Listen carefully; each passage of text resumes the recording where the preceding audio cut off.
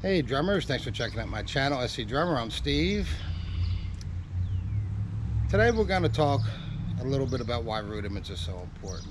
Okay, now you may be thinking to yourself, why am I not behind a drum set? Well, quite simply, because I was coming out, getting ready to set up my pool, cut the grass. I was looking for an excuse not to do either of those things, to be quite honest with you.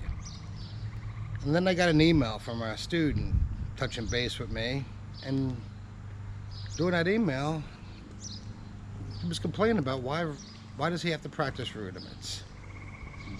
What good do rudiments really, what purpose do they really serve? Why do I have to do a rudiment cue?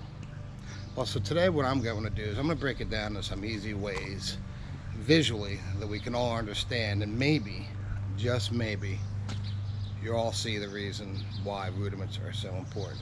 So sit back, watch, hopefully you like it, and if you do, please like the video, subscribe to my channel. See you in a little bit. Okay, so here I am sitting down behind the drum set, as you can see, in the SCDrummer chambers. So what I'm going to do is I'm going to show you a few visual demonstrations that I'm hoping will really drive home why rudiments are so important. Okay, so let's get started. Okay, drummers, example number one of why we do our rudiments. Right now I'm going to play a pretty simple beat. Let me know what you think.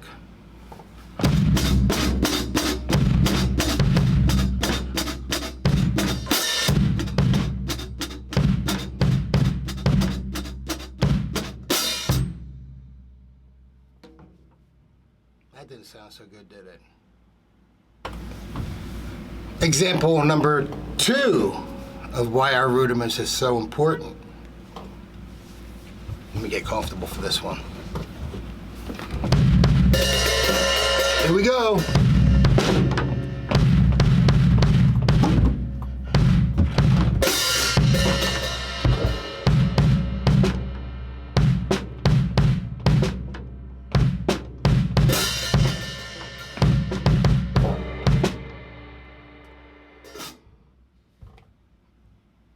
Not so good.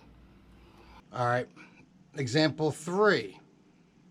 Now, unfortunately, I'm running out of things to try to use. I only have so many appendages. So this one's a little bit more risque, so I'm going to make sure that you can't see anything here. Here we go. Let's see what happens. I'm a little embarrassed. Try it again. I can't reach. So, as you can see, we tried 3 different ways to be able to play our drums. None of them worked. Okay? So with that being said, here is the eye-opening, common sense reason we need to practice rudiments. Because everything we do on this drums, from this height up, is with our hands. How are we going to develop our hands if we don't practice rudiments? It's pretty cut and dry, folks. If you think that I'm wrong, go back and try to master one of the 3 techniques I just tried to play. The third one was a real tough one, by the way. That's going to be a challenge. But what you'll see is if you don't develop your hands, you can't play the drums. So with that being said, your rudiments are exercises to develop coordination and your hand speed, and that's what is going to allow you to play your kit.